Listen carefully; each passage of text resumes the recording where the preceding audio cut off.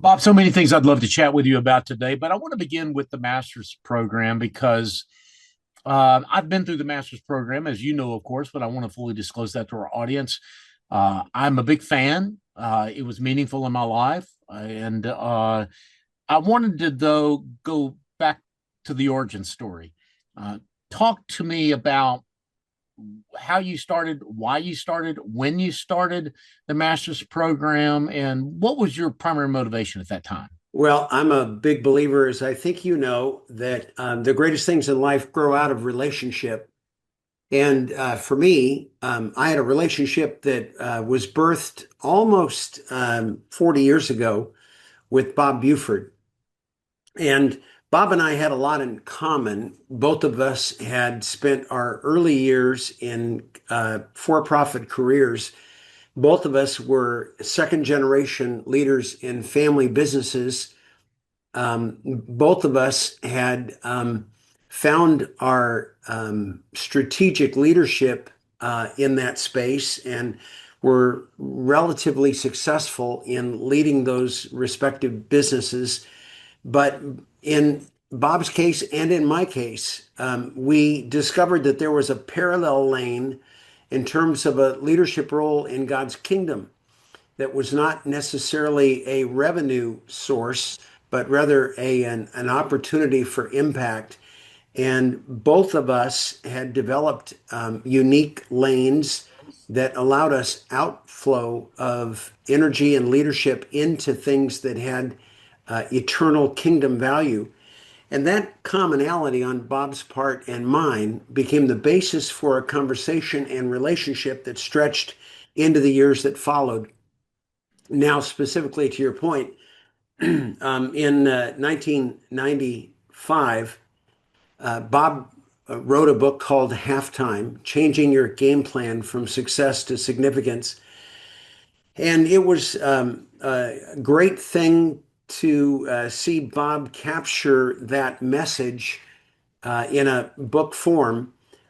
He and I interacted with the manuscript even before it went to print. And when he released it in November of 95, he immediately began to get response from folks who read it. And the essence of Bob's book was, congratulations, you've reached the pinnacle of your career objectives.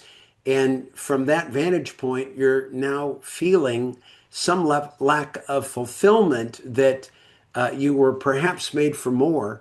And so the argument of halftime was, what if God really gave you your leadership expertise, not just to exercise for income stream production in your career space, but what if that leadership was developed to be available for and engaged in leadership in the context of his kingdom? And so changing your game plan from success to significance became a reset that captured the attention of people who read the book and then wanted to know what they could do to advance on that agenda. Bob didn't Bob, have a let me interrupt you, Bob, if I could, just for a minute. So, tell me where you were. You mentioned that you and Bob Buford had both come out of family businesses. You originally, though, transitioned to the pastorate. Were you no. already? Oh, that's not accurate. My transition began in 1984 in Southern California when I helped to initiate the sale of my father-in-law's business, which gave him an economic exit and gave me a career exit. And what I had been doing out the back door in terms of my avocation in teaching biblical principles to marketplace leaders became my full on focus in 1984. I led that effort and developed a marketplace ministry for 7 years. When I stepped away at the invitation of a megachurch in Southern California to become their senior pastor and to follow a failed founder who had violated his leadership integrity and left a church of 10,000 in his wake. So I stepped out of ministry to go into politics is the line I often use. I stepped into a megachurch leadership role. It was one of the 100 largest churches in America at the time, and provided leadership there, leading to a merger of that church with another local church 4 years later. And that allowed me to exit. And actually, it was at that time that Bob and I conspired to launch the master's program as an opportunity for people who were dealing with halftime issues to get engaged in a very intentional, what some have called an executive MBA in kingdom leadership, to really find the same kind of intentionality about what they would do in serving God's kingdom as they had perfected and maximized in terms of their own for-profit careers. Well, Bob, I appreciate you saying all that because I was just trying to put it in the. So 95 was Bob Buford's book, but I knew a lot of your life had gone by to sort of Sure. get you to that convergence with Bob Buford. And I guess what, and again, correct me if I'm mischaracterizing here, but so the book comes out, people read the book, they want more, but there is nothing more, really. I mean, and that's why y'all founded the master's program to let people who had read that book and who wanted to dive deeper and go further up and further in, as C.S. Lewis might say, an opportunity. But take me back to 1995, because I'm old enough to remember there were discipleship ministries going on. There was Promise Keepers. They were kind of in their heyday in 95. I mean, what was it about the existing environment, ecosystem of ministries, mentorship, especially maybe in the men's side of things, that you felt was missing that the master's program could provide? Warren, all of us live in and recognize that the world breaks into three categories pretty quickly. The majority are the followers. By my field research, that's about 85% of the world, who are ready to show up and do something meaningful, but they need someone to give them direction. And so there's 85% who are followers. About 10% are managers. Managers give direction and supervision to followers. They execute a strategy that has been given to them by somebody upline, and they're faithful and they know the metrics that they're managing toward, and they show up every day, unlock the doors, they stick around until end of the day and lock up, and they give direction while the enterprise is underway. About 5% of the world are leaders, and leaders are the source of vision and strategy.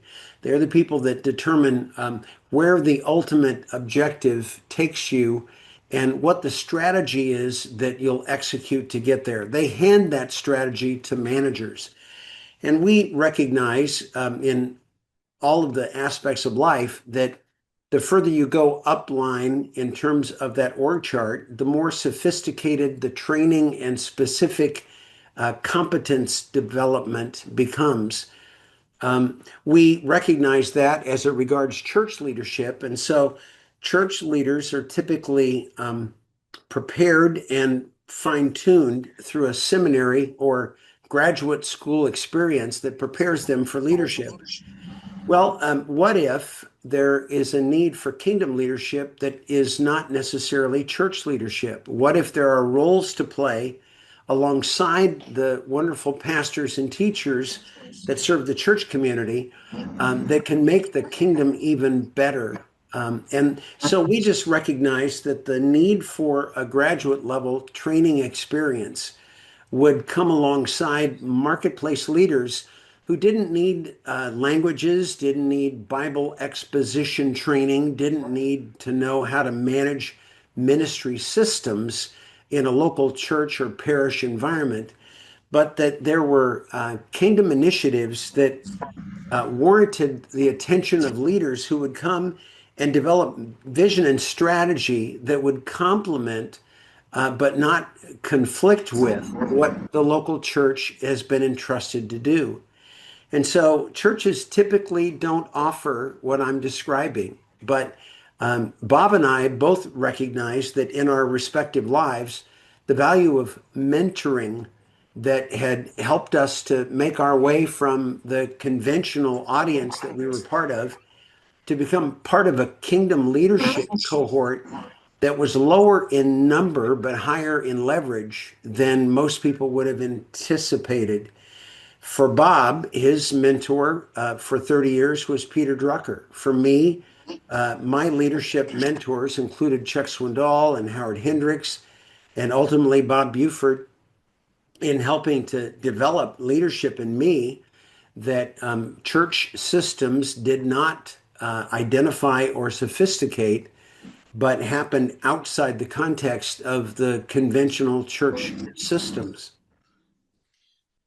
Bob, you mentioned that when you were a pastor, the 4 years that you were a pastor, you came into a situation in which the your predecessor had had something of a moral failure.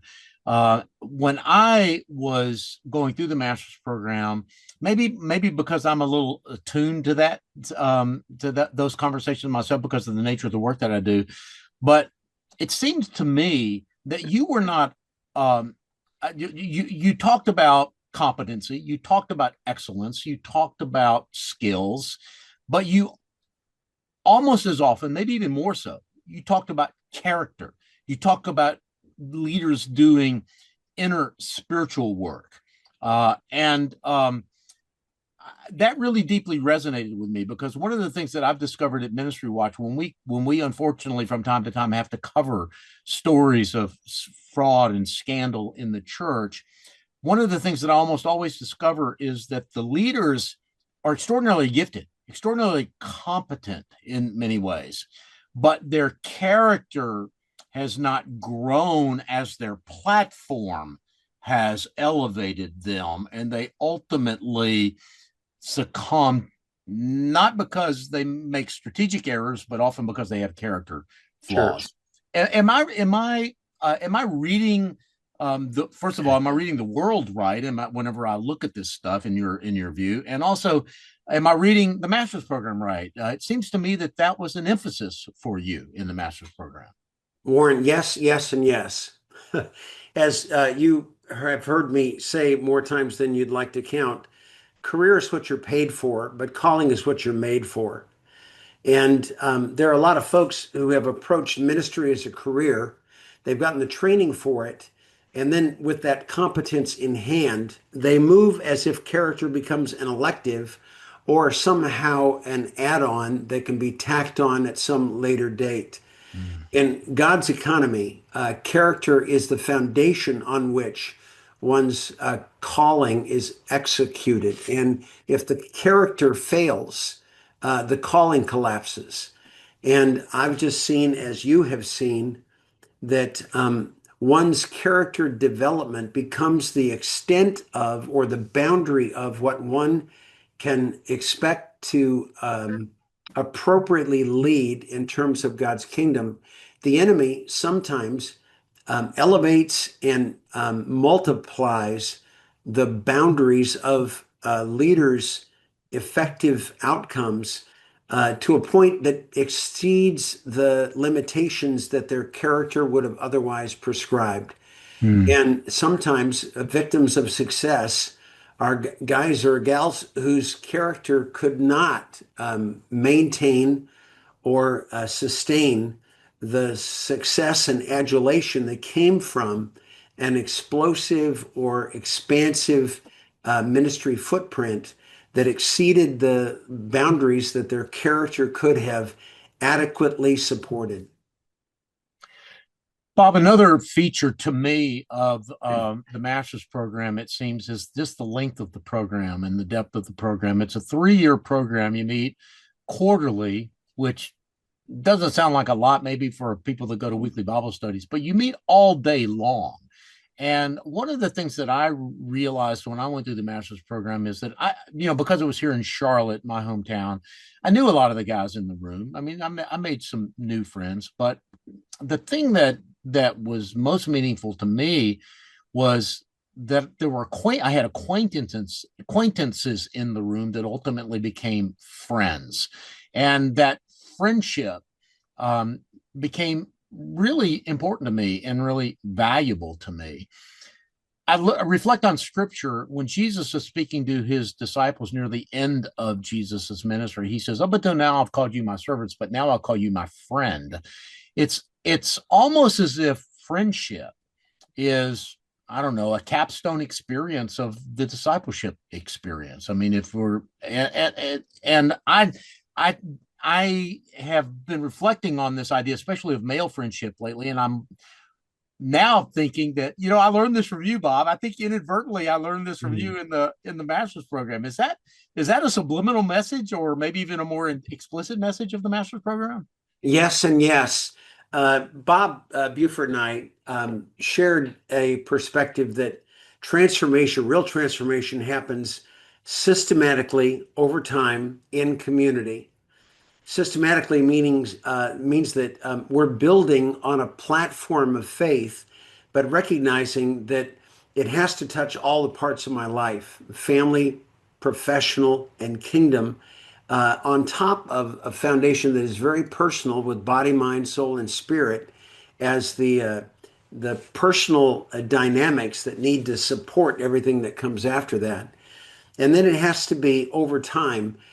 We've become so instant oriented in our culture that we just assume that we can do drive through brain surgery. Well, we just came to realize that there was something about the 3 year model that Jesus left, wherein he could take guys from their workaday lives and turn them into world changing apostles who would be entrusted with the greatest responsibilities that any humans would ever be given by God. And what can happen in a weekend is overstated. What happens over 3 years can change eternity. Mm. So, systematic overtime, and then ultimately in community, that there is a need for relationships that go so deep and go to a level of agreement with regard to what's most important and how the life of discipline moves forward. If you're trying to do that by yourself, you're going to be hard pressed. If you're going to do it as a cohort of leaders who are in agreement, the most powerful kingdom of its age were the Babylonians. How in the world do you take the Babylonians on and defeat them? Well, ask Daniel, Shadrach, Meshach, and Abednego, four guys who were in the minority, but who understood life at God's level that allowed them to be the sustaining voices of authority in the palace when Nebuchadnezzar had to take a 7 year sabbatical and go live like an animal until he came to realize who God was and what his relationship to him needed to be. So, yeah, you've accurately recognized that the relationships that come out of that 3 year journey become transformative, not only individually, but collectively. And you end up with people who may not live across the street, but with whom you can re engage with a hello, how are you? And go immediately into substantive conversation because you know that you're talking to somebody who understands what you do about life and about eternity. There's another aspect of the master's program that I want you to talk about just briefly, because I know we've got to move on to do some other ideas and thoughts. But one is just the fact that I basically built a leadership library by going through the 3 years of the master's program. You were constantly, I mean, sending books to us as participants, and you said more than once, readers are leaders and leaders are readers. Can you unpack that? I mean, we live in an age where it's TikTok, it's 12-second videos, Mhm. fast moving movies, right? It's the music is loud, the lights flash, but you stood up in person, live, in front of a group, and you taught. And you expected them to engage the ideas deeply, and you expected them to read. Say more about that.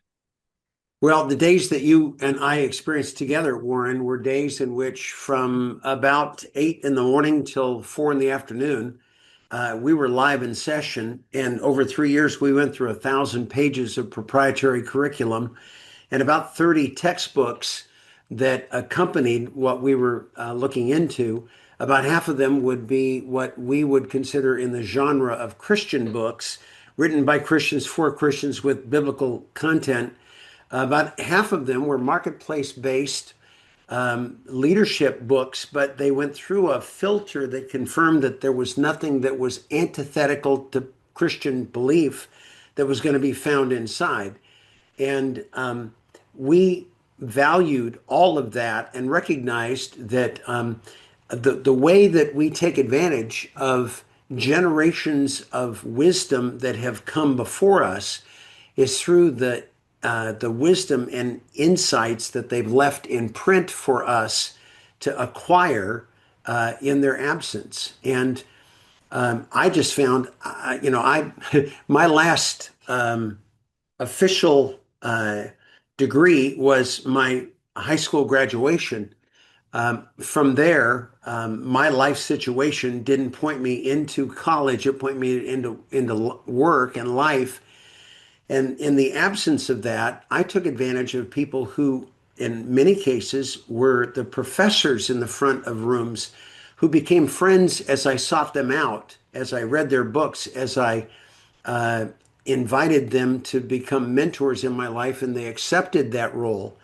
And I discovered that classrooms can be an assist to one's development and education, but they are not the necessity. That there's a difference between being schooled and being educated. Because I met people that were schooled and not educated, and I met others who were educated and not schooled. I am of the latter sort. And what I've discovered is that there's a massive amount of learning. Even today's constant barrage of survey supported discoveries, as good as it may be to get a book on tape and listen to it, all of the current research is demonstrating that hands on books are more capable of transferring information and discovery to us than the digital books or a book on tape, and that those books are more likely beneficial to us when we read them slowly, we mark up the pages, we engage them as a tangible, hands on tool. And who knew that it would not be the modern era of get through it quickly, but the ancient approach of take a book in hand and own it as you engage it. Yeah, yeah. Bob, the Bob Buford book, Halftime, and what we've said about the master's program talk about this idea of going from success to significance, and the that mean that, or at least implies that probably most of the folks that have had some success in life are of a certain age, shall we say. Um, Now, I will say that there were some younger folks in my master's program cohort, and Mm. including Ted Budd, who went on to become a congressman and U.S. senator. In fact, Ted and I sat at the same table for most of those 3 years. The but I'd say all of that maybe as a rambling context for asking this question. What's the difference between older leaders and younger leaders in your mind, especially today? You did the master's program for a long time. I'm doing the math on that. It's about 30 years. The What's different now as opposed to 30 years ago when you started? What's the difference between working with older leaders versus younger leaders? Are the needs the same? Are they different?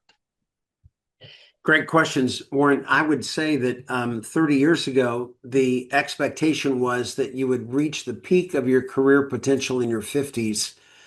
And so the notion of halftime really emerged as a message that found its way principally to people who were nearing the zenith of their career lives and recognized that their metrics were probably best today. And unless they found a new way to calculate their progress and achievement, that it was likely that they were going to be leaving their best days behind.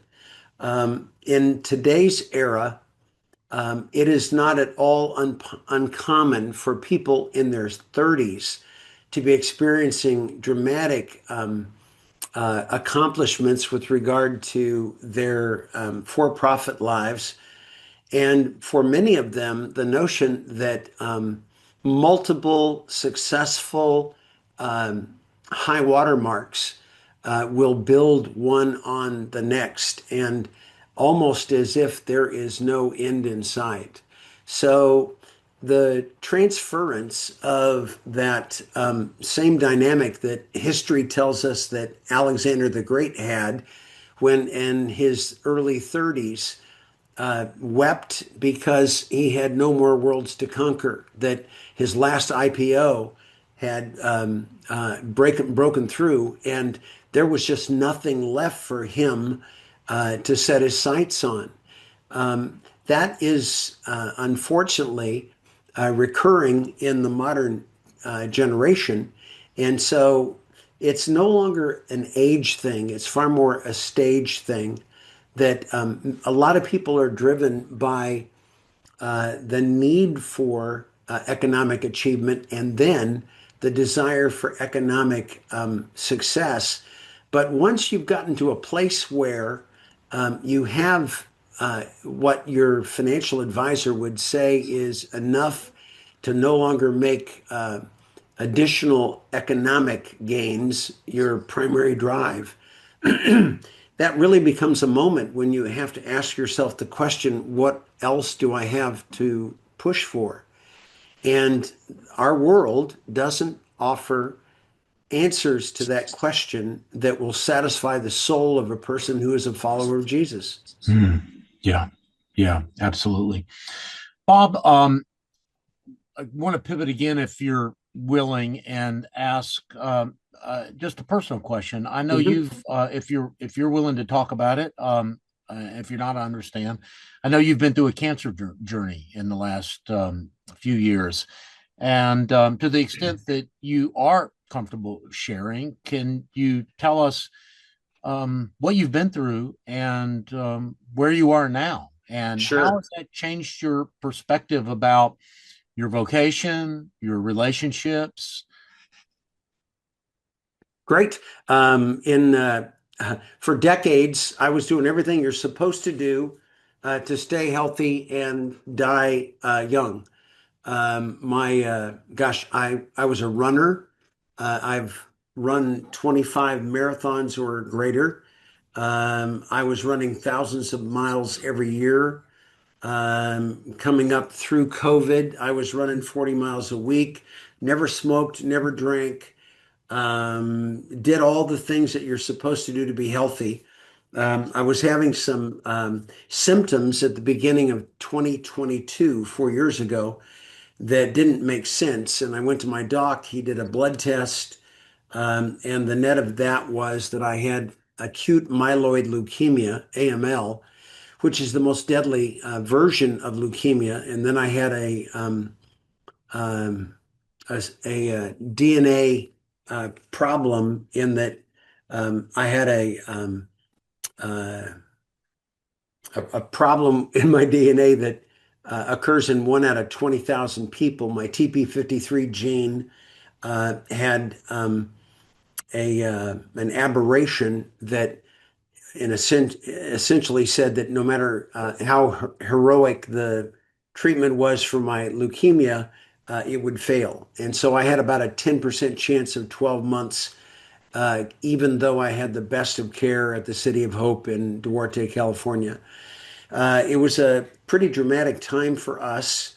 We set in motion a succession plan for the ministry so that the master's program would pass to my successor, Jeff Gerhardt. That occurred while I was in lockdown at the City of Hope inpatient hospital.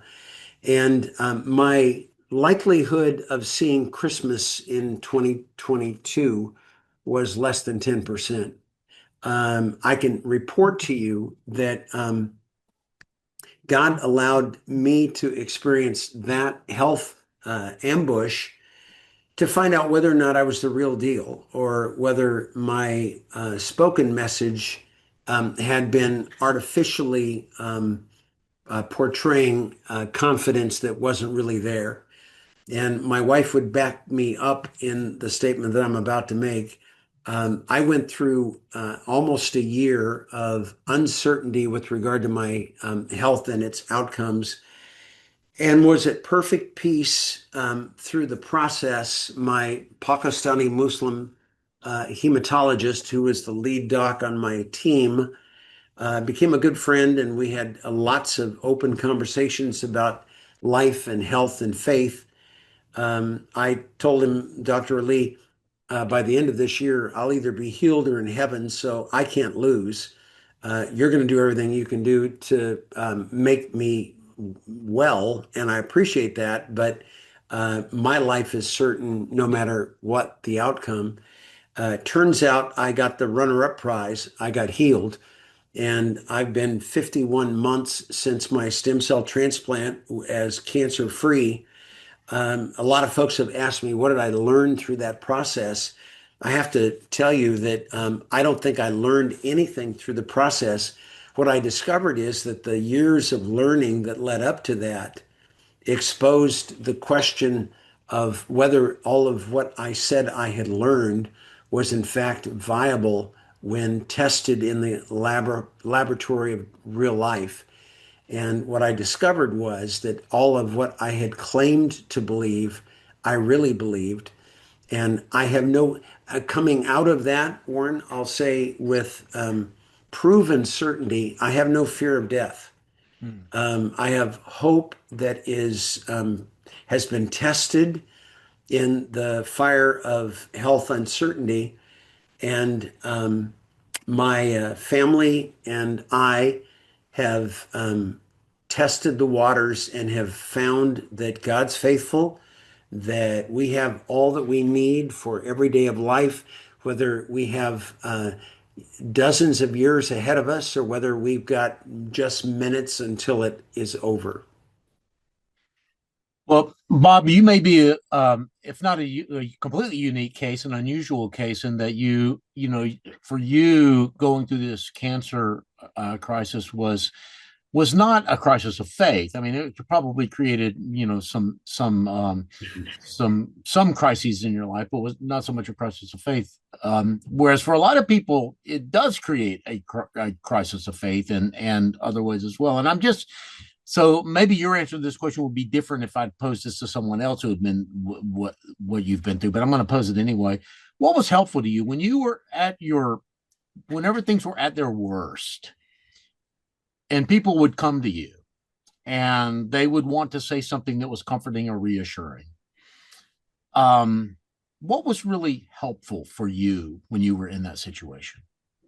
Very quickly, following my diagnosis, my adult daughters were very wise and helpful for sharing me to suggest and then assist in setting up a Caring Bridge page for me. It became daunting to try and recount to everybody that called us what was going on and what the status was and how they could pray for us. We were overwhelmed with that within a few days of my original diagnosis and disclosure. We chose, instead of making this a very private experience, we just said, you know what? Our lives have been lived very publicly for decades. We're going to experience this publicly as well. So we established this Caring Bridge page and updated it weekly or more often if there was something to report, so that we could say it once and anybody who cared to be informed could be updated there. Well, that became a significant communication device for us, Warren. We had over 30,000 hits, people who checked in and said that they were praying for us.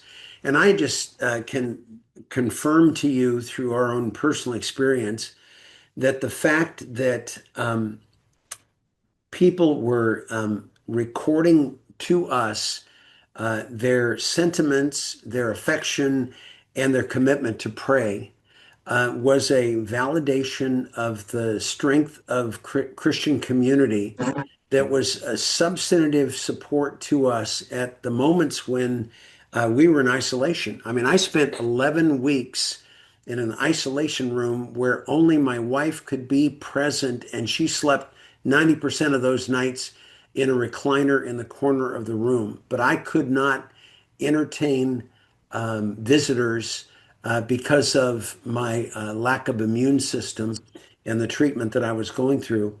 And in the face of all of that, we had hundreds, over 450 people donated blood, and beyond that, platelets and other commitment to be available to provide the tangible support for what we were going through. It caught the attention of the care community at the City of Hope because in the cancer business, blood is the capital that the enterprise runs on. And when someone is attracting over 400 pints of blood donated in their name, I didn't consume 400 blood units in transfusion, but it was provided nonetheless. They want to know what's going on here. Why are all these Right. people ganging up here? Yeah. And we were able to report that it was the Christian community in action. Yeah. And so those discoveries that we made and the connections that we made through that point of contact were a great affirmation for what God says. He always intended that the Christian community would be to one another. Mhm. Well, Bob, I would love to continue this conversation all day. I always learn when I'm with you, and I'm grateful for that, and grateful that that's just kind of the way you show up in the world, and especially in my life, and I really appreciate it. But I do have to ask one maybe final question in closing here, and that is, this cancer crisis facilitated, um, sped up the succession plan. Yep. There's now a great new leader at the master's program. So the master's program is going on. But what's next for you? You're now, as you said, I think you said 51 months. What's it, cancer free? Did I get that number 51 right? months cancer free. Yes, sir. So I would assume that means that you're looking at a new season. How are you feeling your time, and what is God calling you to during this season? John Eldridge describes the four seasons of a man's life. He says that you start as a cowboy, you become a warrior with a side of lover, that you move from there to king, and you become king in your prime time. 40 to 60 is a great time for kings. But as John writes in his book, Fathered by God, there's a fourth season in a man's life that few guys are able to navigate into, and that is the season of a sage.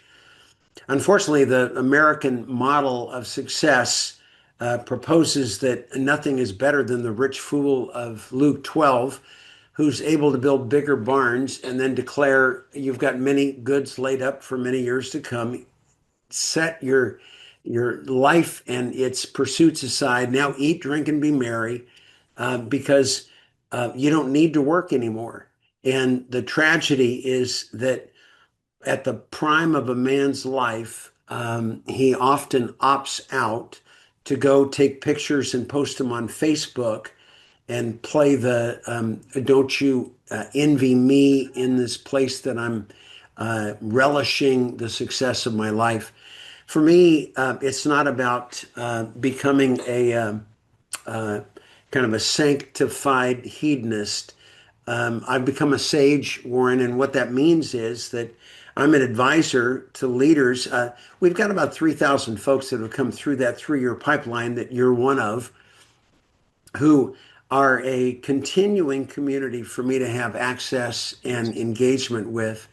And then I have a variety of kingdom leaders who lead a variety of kingdom ministry efforts around the world, with whom I'm invited to play the role of a sage and be a mentor ongoing in a very intentional way that allows my experience through decades of leadership, most of those in ministry contexts, to be available to ministries that I believe in and that I want to see go forward in fulfillment of the Great Commission. So my time is filled with mentoring connections and relationships.